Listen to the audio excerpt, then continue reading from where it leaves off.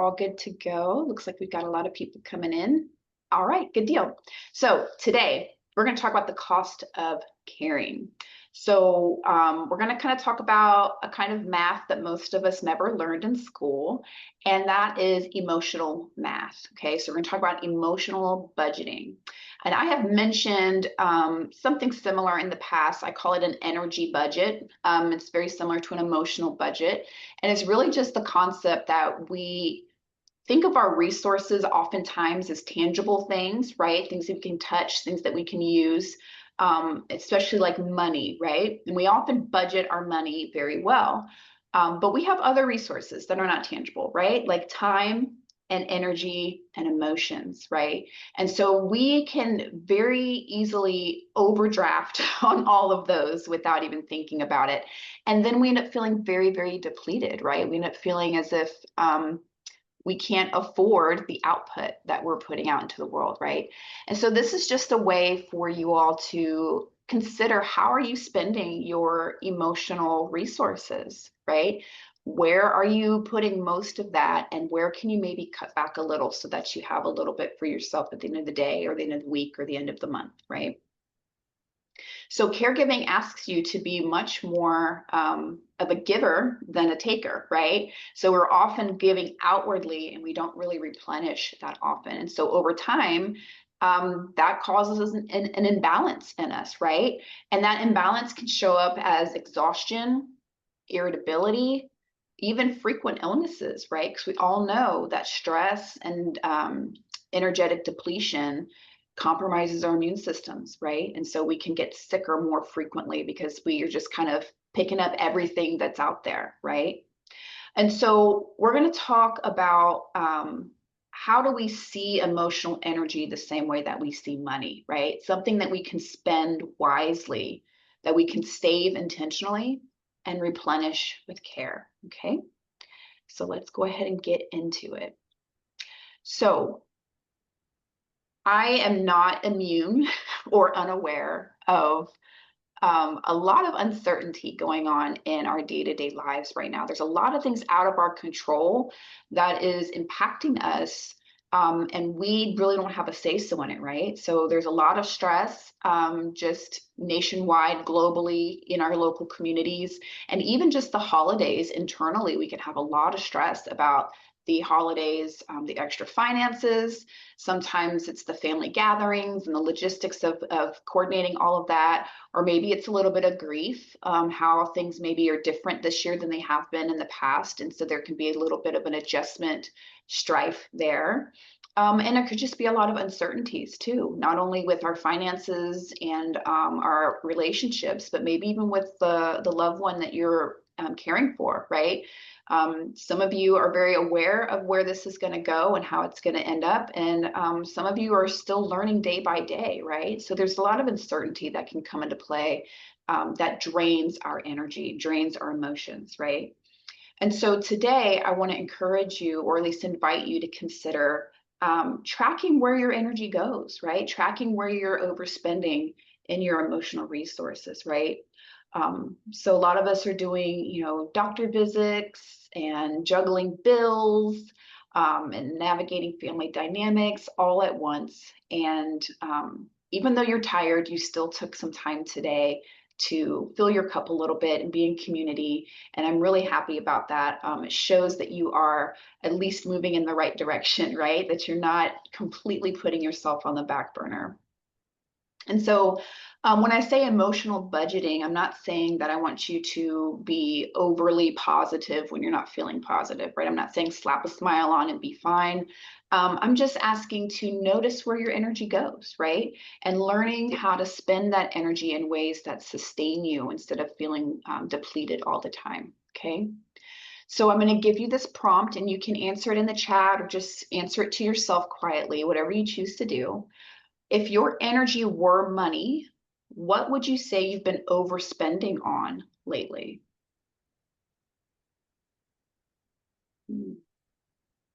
I've been overspending a lot on worry, right? There's a lot of emotional energy that goes into worry.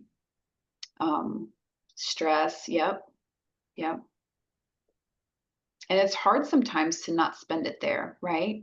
We're always trying to manage and game plan and foresee, right?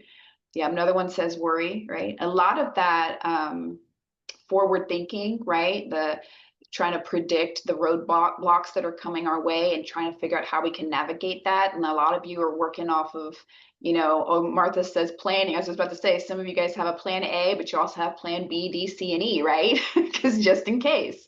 And there's nothing wrong with that. But we have to be aware that that kind of stuff does cost us emotional energy, right?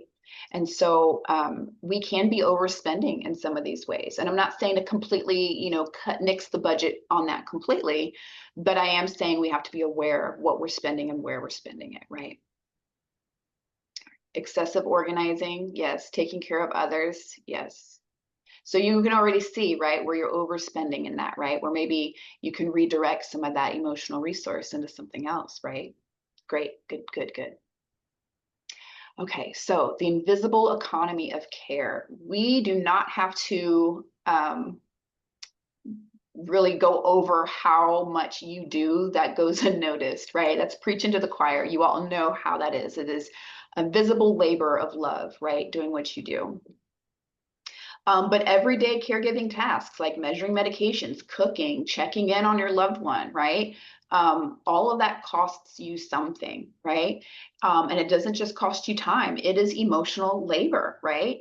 But unfortunately, unlike money, you can't just work overtime to get more, right? So the emotional economy of care often runs on overdraft, right? So you're often giving beyond what is restored to you, okay? And so think of it this way, like we would never expect a car to run forever on one tank of gas, right? You have to continue to fill it up. Yet as caregivers, you often do that to yourself, right? You're often running on fumes, right? So every act of care costs time, emotion, and attention, okay? We spend the majority of our nutrients, right? When we eat food and we get energy from that food, most of that energy goes towards thinking. Okay, I think it's like 80% or something crazy like that. Okay, so this could be why maybe if you weren't physically active during the day, you are wiped out, right? Because you are using so much of your energy just planning and foresight and maybe even ruminating, right? Worrying, all of that stuff. You are literally caring for, you're managing your life and somebody else's completely, right? So that's a lot of emotional energy. That's a lot of output, right? And so awareness is really where I want to land today, right? Because there are some things that we just have to do, right? But being aware of where we're placing our emotional resources can help us to budget a little bit better, right? So what are the signs of emotional debt? Okay, how do you know when you are emotionally overdrawn? Well, you start to get more irritable, right? Maybe somebody says something incredibly harmless or benign, but it just rubs you the wrong way and you're just irritated, right? Maybe you're exhausted all the time, right? Maybe you're snapping at people when you don't want to snap at people, even if it's just like a small thing, right? Feeling numb. Sometimes we get so overwhelmed or so depleted emotionally that our body, as an effort to protect us, kind of starts to shut down a little bit, right? And gives us this numbness. Feeling guilty for wanting space, right? I need space, I need a break, but then I feel really guilty for asking for that. Or even if you don't ask for it, you still feel so guilty that you even want it, that you don't bring it up to anybody, right? Feeling like small requests feel like too much, right? Because you're depleted. And then losing joy in things that maybe brought a lot of meaning and pleasure to you before, right? And so you might even recognize it when someone asks, "Are you okay?" And your first instinct is to say, "I'm just tired," even though tired doesn't really begin to cover how you're feeling, right? So here's a question for you. When you're running on empty, what is the first sign that your body gives you? So your body is always communicating with us, right? And it's always going to give you some physical sensation to let you know that it needs something. So what is the first sign that your body gives you that you're running on E? Knee pain. Yes. Pain is a huge indicator that we need to take a break, right? Take a step back. I tend to carry a lot of my stress in my back. And so when I'm stressed out and I'm always like, my muscles kind of brace for impact, right? I'm always tense and always clenching. And then I hurt myself, right? Headaches could be another one. Sleep disturbance could be one. Loss of appetite could be another. Okay. So again, the invitation here is to be aware, right? To notice. Okay. When my knee starts to hurt, maybe that's an indicator my body needs rest, right? Or maybe I need to clear something off my plate and have a little bit more breathing room, right? And sometimes we don't connect the two. We just think, well, I just got a bad back or I just get headaches, right? And that could be true, right? But the emotional depletion could be exacerbating that pain as well, right? Do you remember that? Was that the first time that you had ever had like that? All right, so next, understanding your emotional paycheck. Hold on one second, I lost my chat box. Bring it back up. Okay. So we all have sources of emotional income, okay? So these are things that refill you, okay? So for some of you, it may be music, right? I'm a big fan of music. That always makes me feel more filled, more replenished. Laughter, right? I think all of us enjoy laughing. I couldn't imagine anybody breaking out into laughter and then immediately stopping because it made them feel uncomfortable. Some of you might be it might be solitude, right? I tend to replenish in solitude a lot. It could be your faith, right?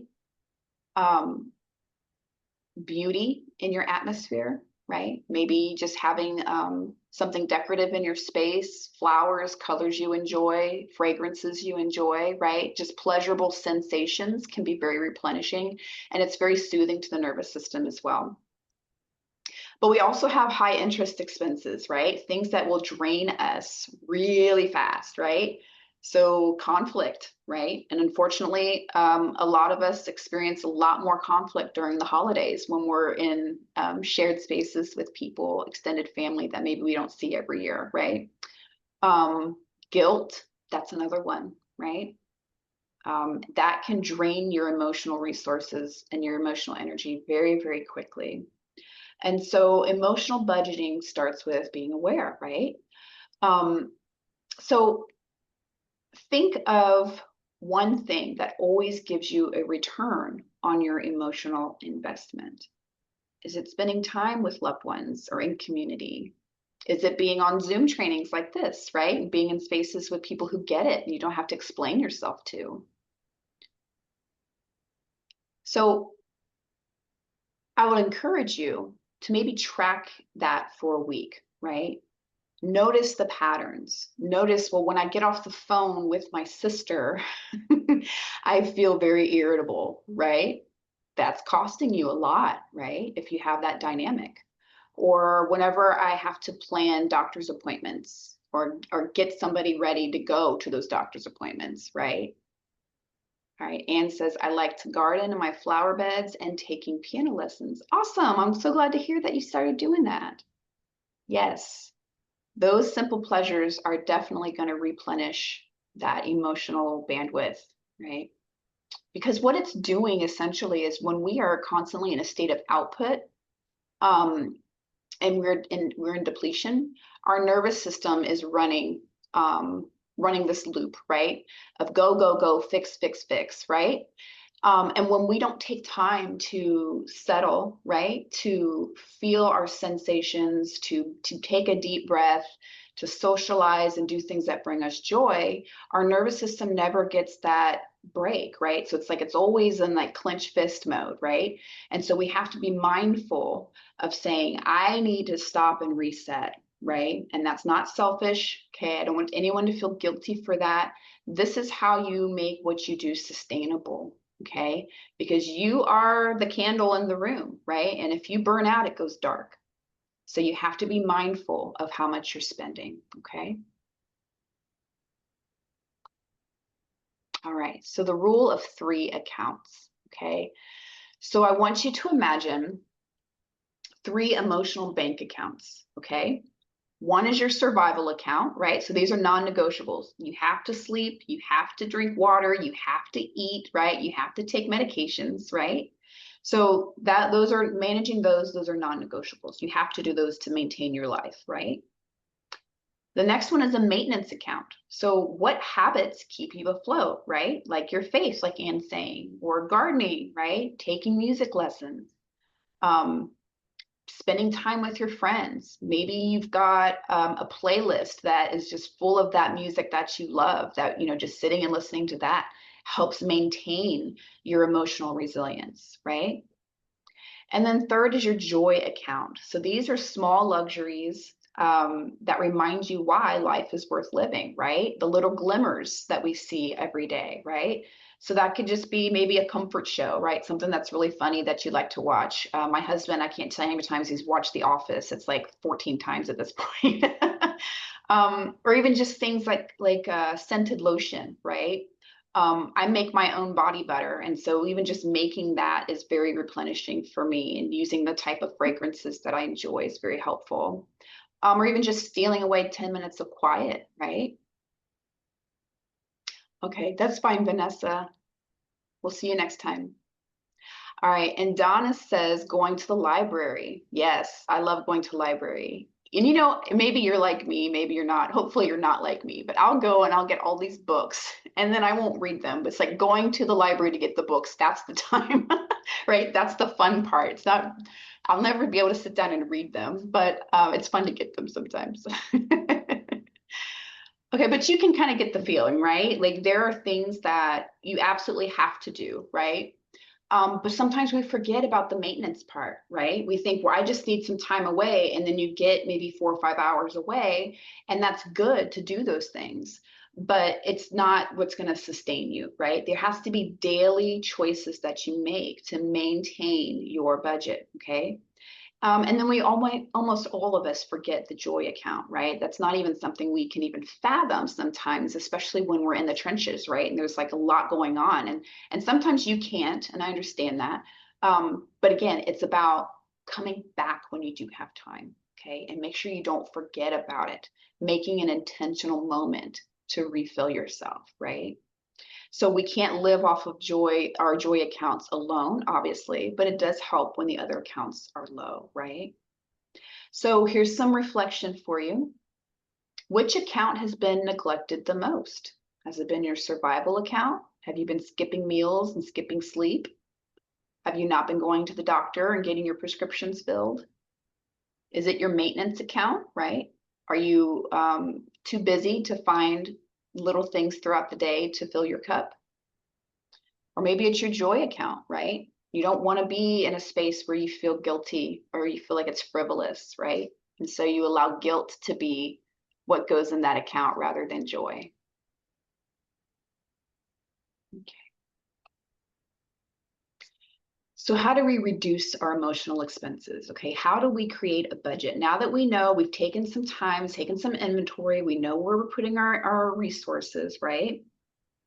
How do we reduce them so we're not overspending all the time? Okay. So emotional expenses are like unnecessary energy leaks, right? Guilt, we mentioned that a couple times. Over functioning, anybody? Probably. Saying yes when you want to say no.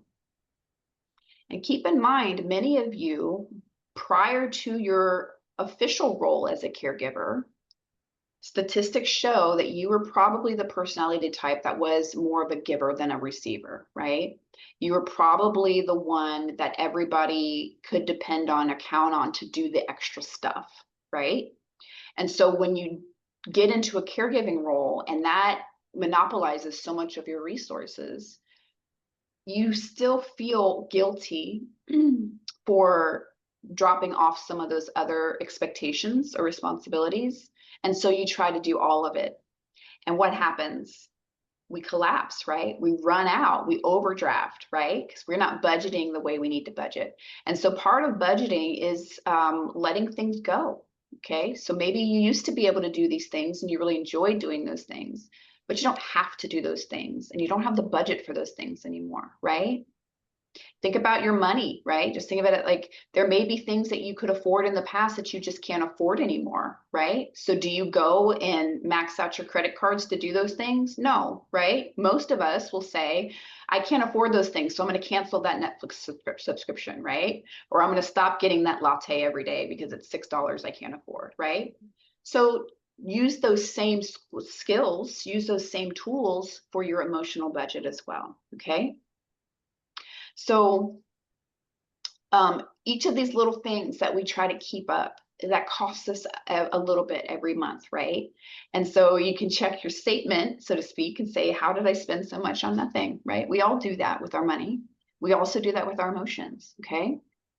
So release guilt as wasted spending, okay? This is a big one, especially I find at least the parent guilt, right? Or the mom guilt, right? That eats up a lot of my emotional budget, right? And most of it's just self-inflicted and unnecessary, right? Guilt doesn't really, it's not that it doesn't serve a purpose, but I think sometimes it creeps up where it doesn't really need to be, right? We feel guilty over things that we don't really need to feel guilty about. Perfectionism, right? Consider that a luxury tax. Sometimes good enough really, truly, and honestly is good enough, right? It doesn't have to be perfect. Perfection is a lie, okay? There's no such thing. And then simplify your obligations where it's possible, right? Say this needs to be done, but it doesn't have to be done by me, right? And if the answer is no, then let it go, right? Simplify that obligation, take it off your plate. There's no room for it, right? So letting go isn't selfish, okay? Think of it as good accounting, right? I cannot afford that, right? There's a saying, and I can't tell you where I heard it from or who even said it, but it says, if it costs me my peace, it's too expensive, okay? There's a lot of us doing a lot of things that do not bring us peace, and yet we continue to do it, and we wonder why we're depleted. Just a few more slides. So micro deposits of relief, okay? So most of us can't do a big deposit, right? We can't do week-long vacations every time we're stressed.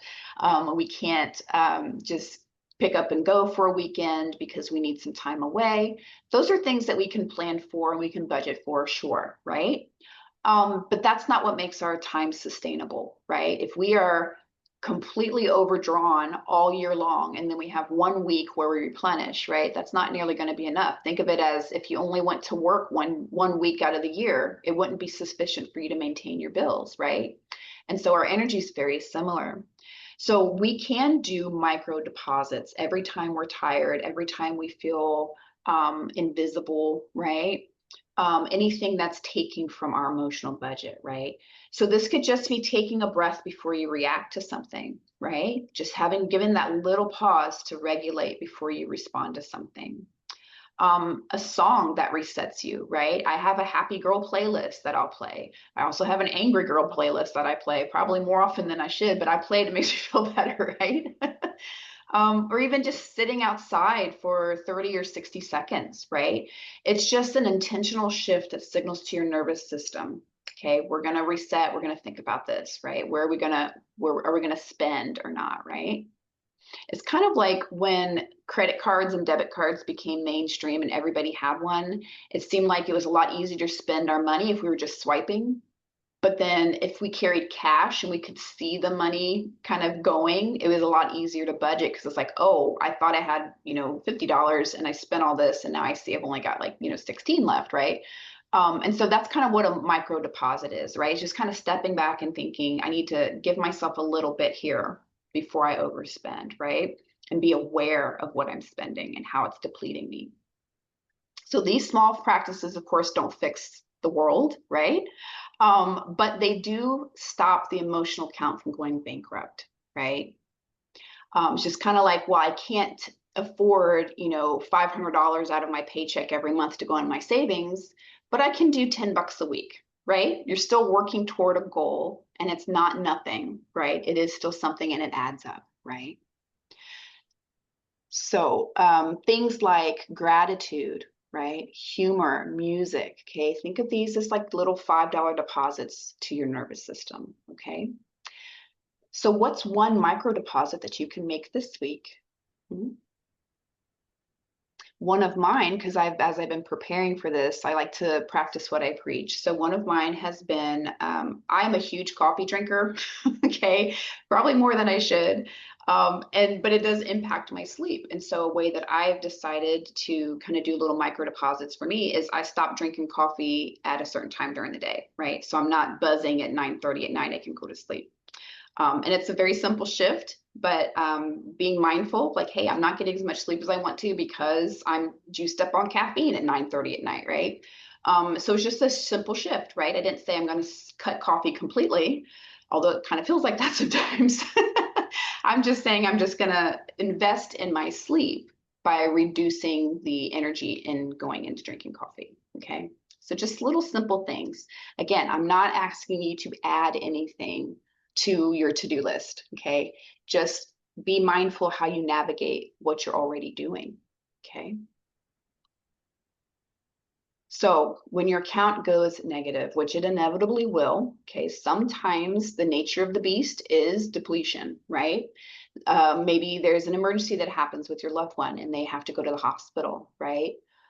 Maybe there are some family dynamics that are causing some problems within how you care and how you manage that care, right? And so there are going to be times where you just have to overspend, and that's okay. I don't want anyone to feel guilty about that, right? But some days, despite our best efforts, we do go into emotional overdraft, right? And that's not you failing, okay? And it's not your body failing you, okay? Whenever you feel depleted, think of it as language that your body is telling you, right? Hey, this is the feedback, right? This is me letting you know what we're doing ain't working for me, right? So when you feel depleted, don't feel guilty. Don't feel like you messed up somehow, or I just need to be stronger, okay? Listen to your body. Say, I hear you. We're gonna adjust, okay? It's feedback, all right? So when you catch yourself thinking, I can't do this anymore, right? Try reframing that and just say, I've reached emotional zero, right? I don't have it, and that's okay, right? This way you're not heaping guilt on yourself, right? And it's that reframing and how we speak to ourselves can really go a long way in keeping us replenished and keeping us motivated, right?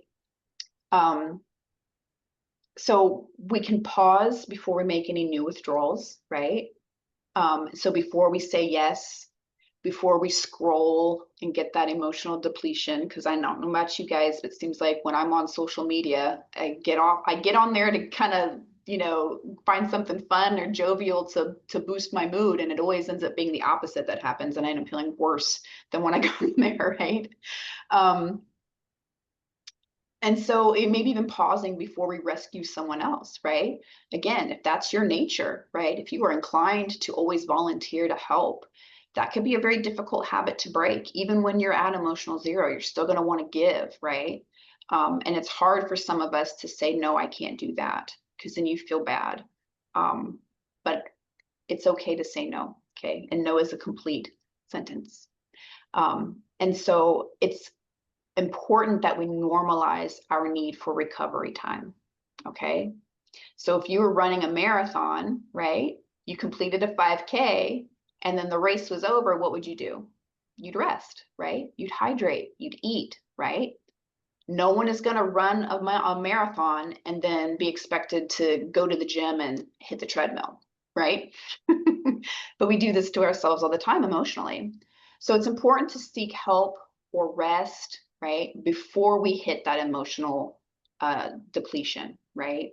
When we listen to our bodies, when we're in tune with what it's telling us, then we know, hey, I'm about to run out of money, right? I'm about to run out of emotional currency, and I need to stop spending before I'm completely depleted, right? So one of the ways that we can do this is invest in our communal spaces, right? And I know that a lot of us in caregiving spaces, it's difficult, right, to socialize. It's difficult to be in community with other people because of your loved one's needs and the logistics of all of it. And sometimes it's just more of a headache than what it seems like it's worth, okay? But community care is kind of like a co-op model for emotional health, right? We need people, right? Some of us need people more than others. I'm very introverted and my social orbit is very wide. And so you might see me and then you won't see me again for 3 months, right? That's just how I operate. But some people really need more of an intentional filling, and that's okay, right? Depends on how our brains are wired. Um, but we do borrow calm from one another, right? We are wired to co-regulate with other human beings. So just things like sharing humor, right? Sometimes you can just send somebody a funny video, right? And you guys can laugh together. Sharing meals if you can, right? Even if it's just, you and your loved one at the home, right? Sharing a meal, being intentional about that, right? This is how we fill our cup in that space, right? Um, so if you are in a space where you have support around you and you are timid and asking for help, right? Because we feel guilty, right? We shouldn't try to get somebody else to do what we signed up for, right? And that happens a lot. But oftentimes the people in our spaces want to help, they just don't know how. Okay. So when we ask somebody for help, think of it as like taking out a no interest loan from somebody who really wants you to succeed, right? You can go to the bank or maybe you can go to your sister. The bank's going to charge you interest, your sister's not, right? Because she cares about you. So even being in shared spaces like this, joining a support group, which we are hosting our monthly support group next Monday or this coming Monday, if you're interested, that is community sharing that community wealth, right? That emotional resource with other people. Okay. So when we emotionally co-regulate, it's like we're borrowing calm from other people, right? And that calm is very replenishing to everyone involved. And we have to remember that even though we can feel very isolated and maybe we are the only ones doing the caregiving, we're not supposed to do it in solitude, right? So finding those community supports are very, very important, or is very, very important. So let's see, what's the next one?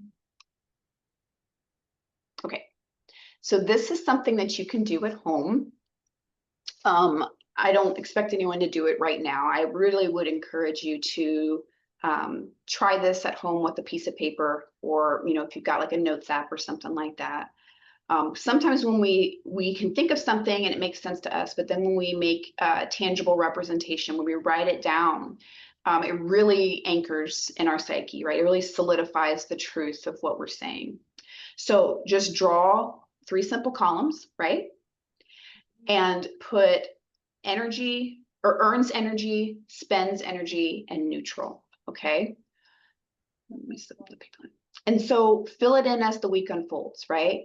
Oh, I did this one thing and I felt really rejuvenated from it, right? I got on a bike, for the first time in 15 years and I felt really good about it, right? That would go into something that earns your energy, right? Spends energy. I had a 4-hour-long conversation with my sister-in-law. That spends your energy, right?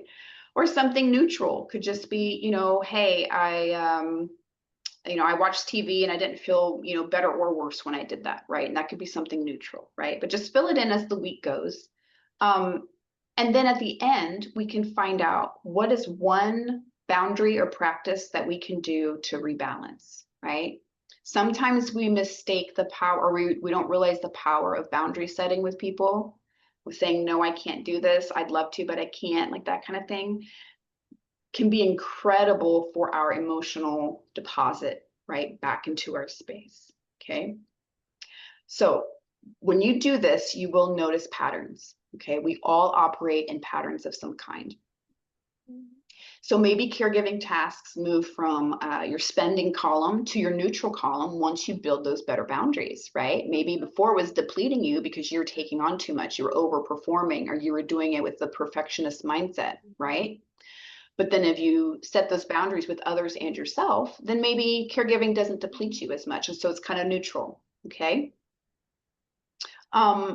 Maybe something surprising earns energy, like organizing a drawer right? I know for me, I do not like to clean, but I don't like living in disarray. And so even though I begrudgingly will clean, after it's done, I do feel energized, right? Because I can walk into a space and instead of looking at the things that make me uncomfortable, like the piles of laundry in my bed, I see a clean space and that lifts my mood, right? Petting a dog, right? You might not think, well, hey, this dog just always hanging out in the house and costs me money because I have to take to the vet and feed and all that stuff. But then you sit and spend time with the dog and you think, wow, there was a reason why this guy's living in my house, right? I kind of like him, right? So that can boost your emotional budget, right? Let's see. So what will you spend less of this week? What will you invest more in? There could be a lot of things that you would like to do, but you can't do, and that's okay. But surely we can all find at least one thing, right? We can find one thing that boosts our emotional resources, okay? So we all know that we can't pour from an empty cup, right? But we can sip from it with grace, right? With compassion towards ourselves, right? So the goal isn't to fix everything, right? It's to remind yourself that your emotional life deserves the same attention that you give to other people's physical needs, right? There's nothing wrong with taking some of your care and turning it back into yourself, okay? So before we close, I want you to finish this sentence silently to yourself, or you can add it into the chat. Tomorrow, I will spend less of my energy on and more on blank. Okay. And it doesn't have to be an overhaul.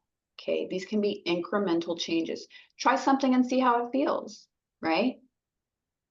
And if it makes you feel some kind of way, write it down. Think about, why did it make me feel that way? Why did I feel guilty when I took a longer shower than I normally do? And nobody died while I was in the shower, right? The world didn't collapse, right? But sometimes we catastrophize, right? Yes, what you do is important. Yes, what you do is meaningful. Yes, what you do has impact on other people, right? We have to be mindful of those things. But it is not always an all or nothing deal, right? And we adjust, our loved ones adjust, okay? All right. So that's my info. I'm going to stop my share here and the recording.